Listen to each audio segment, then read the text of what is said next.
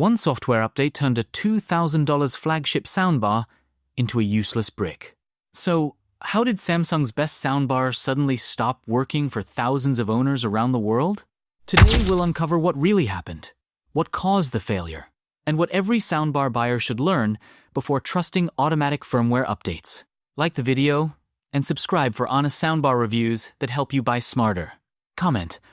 Make sure to tell me what the next video should be about. And check the description for best prices and product links. The promise. How the best soundbar became Samsung's biggest nightmare. For years, if someone asked a simple question like, "What's the best premium soundbar I can buy?" the answer was almost automatic. Again and again, reviewers, home theater experts, and buyers pointed to one product. The Samsung Q990D. It wasn't just another expensive soundbar, it was the flagship that every other brand was trying to beat. If you wanted a true home theater without filling your room with wires and separate speakers, this was the system almost everyone recommended. Samsung earned that reputation by building something incredibly ambitious. The Q990D wasn't designed to simply make your TV louder. It was built to recreate a cinema inside your living room. With an 11.14 channel configuration, dedicated rear speakers, a wireless subwoofer, Dolby Atmos, DTS, X support, and advanced room calibration, it promised sound that surrounded you from every direction. Explosions weren't supposed to come from the front of the room anymore. They were supposed to travel around you. Aircraft would seem to fly overhead. Rain would feel as though it was falling from the ceiling itself. The hardware wasn't the only selling point. Samsung packed the system with intelligent software designed to make everything effortless. Features like SpaceFit Sound Pro automatically measured your room and optimized the sound to match its size and layout. Q Symphony allowed compatible Samsung TVs to work together with the soundbar instead of disabling the TV speakers, creating an even wider front soundstage. Everything could be managed through Samsung's SmartThings app, making the soundbar part of a connected smart home ecosystem rather than just another speaker sitting under the television. Naturally, all of those premium features came with a premium price. Even after discounts, the HW Q990D remained one of the most expensive soundbars on the market. Buyers weren't just paying for more speakers or better bass, they were paying for trust. They expected reliability, long-term software support, and the confidence that came from buying Samsung's flagship audio product. When you spend that much money, the expectation isn't simply that the product sounds amazing. The expectation is that it continues working every single day. For months, that's exactly what happened. Owners praised the immersive Atmos performance, the powerful bass, the surprisingly effective wireless rear speakers, and the ease of setup. The Q990D quickly became the benchmark against which almost every premium soundbar was compared. If another manufacturer released a flagship model, reviewers immediately asked one question: is it finally better than Samsung? Most of the time, the answer was no. Then, almost overnight, everything changed. Thousands of owners who had invested in Samsung's flagship system woke up to find that the same soundbar they had trusted had suddenly stopped working. There was no power surge, no hardware failure, no accident, and no physical damage. The device simply became unusable after receiving what should have been a routine software update. The feature designed to improve the product had done the exact opposite. This wasn't a story about worn-out hardware or user error. It became one of the biggest firmware failures the home audio industry had seen in years. A single software update transformed one of the most highly recommended soundbars on the market into an expensive paperweight for countless owners around the world. And the most shocking part was that the people who experienced it had done absolutely nothing wrong. They simply allowed their premium soundbar to do exactly what Samsung had designed it to do: keep itself up to date. The silent firmware update that changed everything. Like almost every modern smart device, the Samsung HW Q990D doesn't rely only on its hardware. Hidden underneath the speakers is firmware, the low-level software that controls nearly every function of the soundbar. It manages HDMI communication, wireless connectivity, audio processing, Dolby Atmos decoding, network features, and even how the system starts up. Unlike years ago, You don't have to visit a service center to install new firmware. Everything happens automatically over your home Wi-Fi. On paper, this sounds like a huge advantage. Firmware updates can improve stability, add new features, enhance compatibility with newer TVs, and fix bugs that manufacturers discover after launch. Most owners never think twice about them. The SmartThings app even encourages automatic updates, so users always stay on the latest version without having to manually check for new software. Convenience has become one of the biggest selling points of modern smart devices. That convenience is exactly what made this incident so devastating. Around March 2025, Samsung began distributing a new firmware update for several of its 2024 soundbars. For many owners, the installation happened silently in the background while the soundbar was connected to Wi-Fi. Some users never even realized an update had taken place until they tried to use the system later that day. There was no warning that anything unusual had happened. Everything appeared completely normal. Except it wasn't.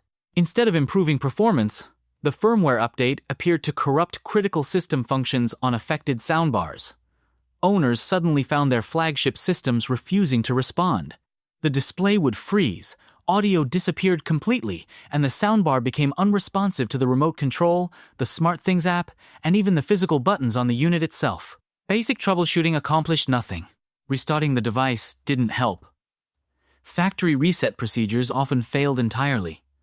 What should have been a premium home theater system suddenly behaved like a device that had suffered a catastrophic hardware failure. What made the situation even more alarming was how widespread the reports became. Discussion threads began appearing across Samsung's community forums, Reddit, AVS forum, and other home theater communities. Owners from multiple countries described almost identical symptoms using almost identical wording. Different TVs, different HDMI cables, different rooms, but the same result. The common factor wasn't the television or the source device. It was the firmware update that had arrived shortly before everything stopped working. For many affected owners, this was the moment they realized something extraordinary had happened. Their expensive soundbar hadn't slowly developed a fault over months of use. It had effectively stopped functioning after receiving software supplied by the manufacturer itself. What should have been routine maintenance had instead triggered one of the most serious firmware failures ever experienced on a flagship consumer soundbar, and thousands of owners suddenly found themselves searching for answers that Samsung had yet to provide. Thousands of owners report the exact same failure. Imagine sitting down for movie night. You turn on your TV, your streaming device loads normally, and everything looks exactly as it should. Then, you press play, and nothing happens. The picture is perfect, but your premium soundbar is completely silent. No Dolby Atmos, no dialogue, no bass, just silence from a system that cost well over $1,000. Your first instinct is the obvious one. You check the volume, then the HDMI cable. Maybe the TV switched audio outputs by mistake. You unplug everything, reconnect the cables, restart the TV, restart the soundbar, and hope it comes back to life. But nothing changes. The front display remains frozen, often showing TV eARC, while every button on the remote seems completely useless. Next comes the factory reset. Like most experienced home theater owners, you assume the software simply needs a fresh start. You follow Samsung's reset procedure exactly as instructed. You hold the buttons, you wait, you try again. Still nothing. The soundbar refuses to reset. It refuses to reconnect to SmartThings. It refuses to respond at all. That's the moment panic starts replacing confusion, because this no longer feels like an ordinary software glitch. Then you search online. Within minutes, you discover hundreds of people describing the exact same experience. Samsung community forums fill with nearly identical posts. Reddit threads grow longer by the hour. AVS forum members begin comparing firmware versions, troubleshooting steps, and failed recovery attempts. Different countries, different televisions, different home theater setups. Yet the symptoms are remarkably consistent. Soundbars suddenly become silent, freeze on the display, disappear from SmartThings, and ignore every recovery method owners attempt. The pattern becomes impossible to ignore. This isn't a handful of isolated hardware failures happening by coincidence. It's a global wave of customers reporting almost identical problems shortly after receiving the same firmware update. Many users even post photos of their frozen displays, confirming they are seeing precisely the same behavior. For a community that normally spends its time discussing Dolby Atmos settings and speaker placement, the conversation suddenly shifts toward one question. Did Samsung's update brick my soundbar? As more reports appear, something else becomes painfully clear. This isn't a problem users can solve themselves. New HDMI cables don't fix it. Factory resets don't fix it. Disconnecting power doesn't fix it. Updating TVs doesn't fix it. The usual troubleshooting steps that solve most consumer electronics problems simply don't work.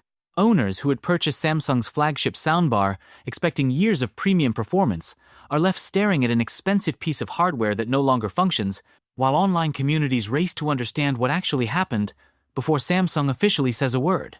Samsung finally responds, but the damage was already done.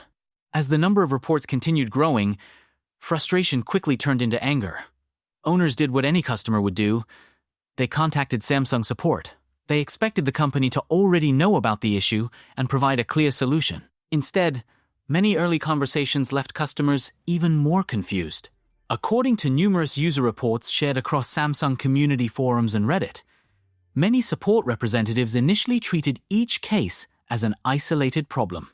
Customers were asked to replace HDMI cables, disconnect power for several minutes, reinstall the SmartThings app, or perform factory resets that many had already attempted dozens of times. For owners who had spent hours reading identical reports online, it felt like Samsung hadn't yet realized the scale of what was happening. That disconnect between customers and official support only fueled more frustration. Every day, more owners posted the same frozen displays, the same silent soundbars, and the same failed troubleshooting attempts. Technology news websites soon began reporting on the growing number of complaints, bringing much wider attention to the issue. What had started as scattered forum posts was now becoming an international consumer story. Eventually, Samsung acknowledged that there had been a problem with a software update affecting certain 2024 soundbar models. The company confirmed that the issue was related to firmware rather than customer misuse or faulty installation. Most importantly, Samsung announced that affected soundbars would be repaired free of charge, including many units that were no longer covered by the standard warranty. While that announcement was an important step, it also revealed how serious the problem actually was. This wasn't something Samsung could fix with another over-the-air firmware update. In many reported cases, the affected soundbars required physical service, and repair centers often replaced major internal components before returning the units to customers. For many owners, that meant shipping away an expensive home theater system and waiting days or even weeks before they could use it again. By that point, the technical problem was only part of the story. The larger issue had become trust. Customers had purchased a premium smart soundbar because software updates were supposed to improve the product over time. Instead, one routine firmware update had rendered countless systems unusable. Even after Samsung accepted responsibility and offered repairs, many owners were left asking a difficult question. If a software update could do this once, how confident should we feel about the next one? The bigger problem nobody was talking about. The Samsung firmware incident wasn't just about one broken soundbar. It exposed something much bigger happening across the entire consumer electronics industry. As our TVs, speakers, receivers, and smart home devices become increasingly connected to the internet, they also become increasingly dependent on software.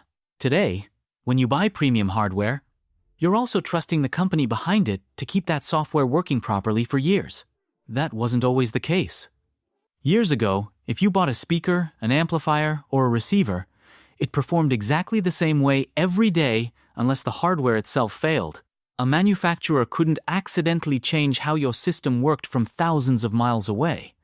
Today's smart devices are different.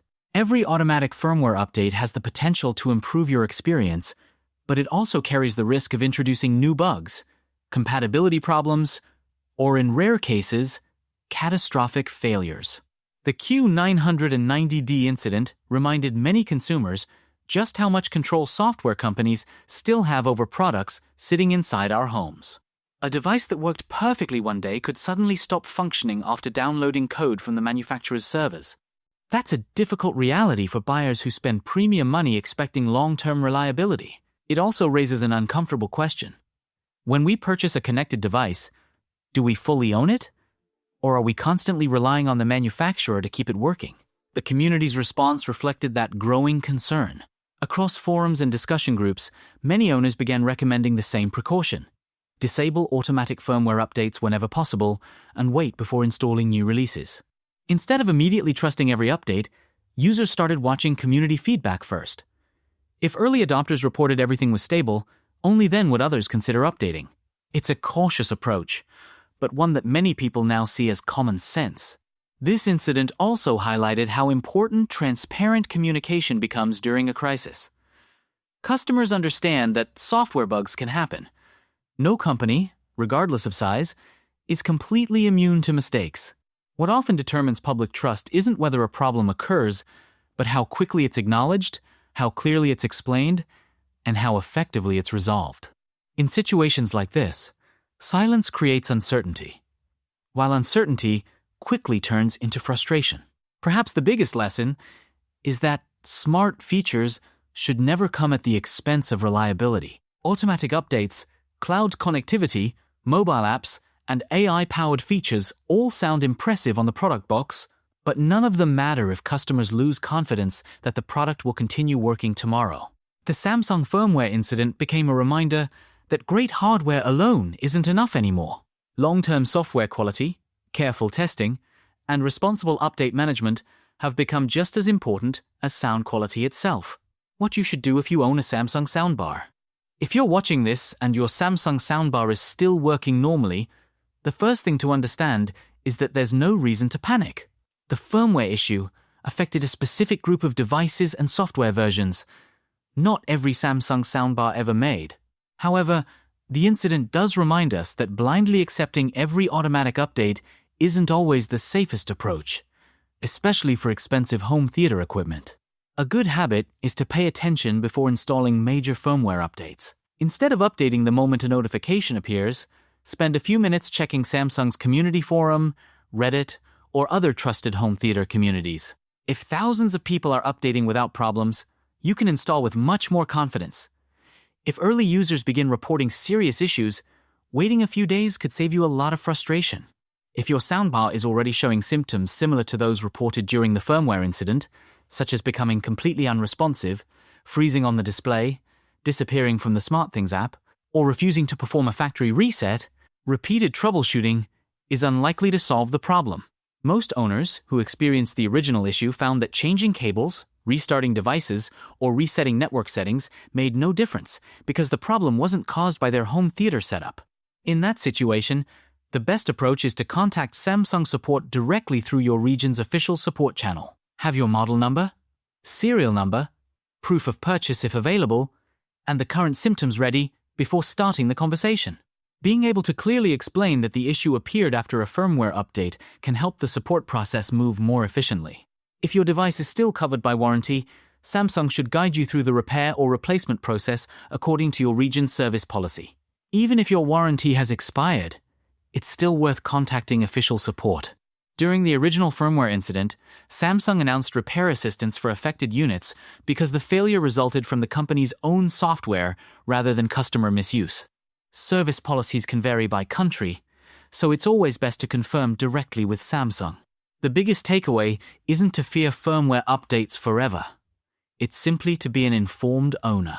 Smart devices continue to improve through software, but they're also more dependent on that software than ever before. A few minutes spent checking community feedback before installing a major update can sometimes prevent weeks of frustration. In today's connected world, being patient is often just as valuable as having the latest firmware installed.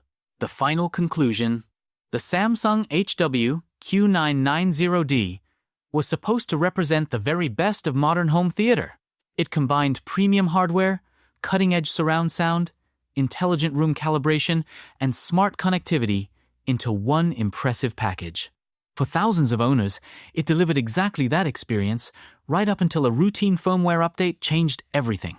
What made this incident so shocking wasn't simply that a software bug existed.